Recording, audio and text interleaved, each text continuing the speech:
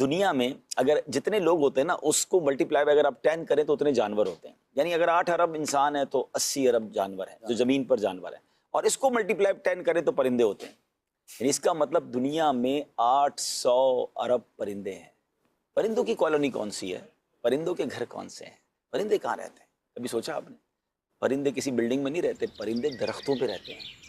اور آپ سوچیں 800 ارب پرندوں کا گھر درخت ہے, یہ کالونی ہے ان کی, جتنے درخت ہوں گے. اچھا اس میں تھوڑا سا اگر آپ غور کریں, جب ہم چھوٹے تھے, جو 40s میں ہے نا, جن کی عمر 40s کے یا اس کے اوپر ہے, ہم جب چھوٹے تھے ہمارے گھر کے باہر کبھی کوئل آ کے بیٹھتی تھی, ہم نے تتلیاں دیکھی ہیں, ہم نے بڑے انجوائے کیے ہیں پھولوں کو دیکھتے ہوئے, تتلیوں کو. اچھا ہمارے گھر کے باہر کبھی کبوتر آ کے بیٹھتے تھے, کبھی پرندوں کی آوازیں صبح صبح آتی تھی, اسکول جاتے تھے تو درختوں سے ایک بڑی خوبصورتی آوازیں آتی تھی. کچھ پرندوں کی تو آوازیں بڑی یونیک ہوتی تھی.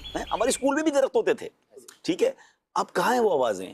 اب کہاں ہیں وہ پرندے؟ اب تو آپ کے بچوں شاید تتلیاں ان کو بٹرفلائی باغ میں جانا پڑتا ہے. تو کوئل کی آواز شادر و نادر. ہاں یعنی اب بچوں کو شاید بٹرفلائی تصویر میں تو دیکھی ہوگی, ہم نے تو اسکول میں اپنی کاپیوں میں, اور چلو جو غلط کیا صحیح کیا, لیکن ہم کاپیوں میں بھی سنبھال کے رکھتے تھے اور تتلیوں کو پکڑتے بڑے شوق سے تھے. شہد کی مکھیاں, یہ سب کہاں گئے؟ یہ غور کرنے والی بات ہے. شہر کراچی والوں سے میں بات کر رہا ہوں, ہو سکتا ہے گاؤں میں ابھی بھی نظر آتی ہوں.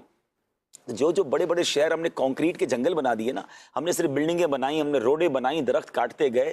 اچھا دنیا کے کئی پرندے ایسے ہیں جو ہم نے پڑھا کہ وہ سینکڑوں ہزاروں کلومیٹر کا سفر کر کے مائگریٹ کرتے ہیں مختلف ملکوں میں.